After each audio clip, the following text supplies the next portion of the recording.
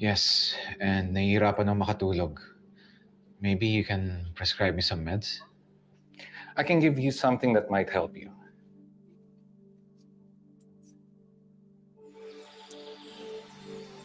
Donnie, with everything that's happened between us, hindi ko alam kung saan ako magsisimula. But I guess the best place to start this off is to tell you that I'm sorry.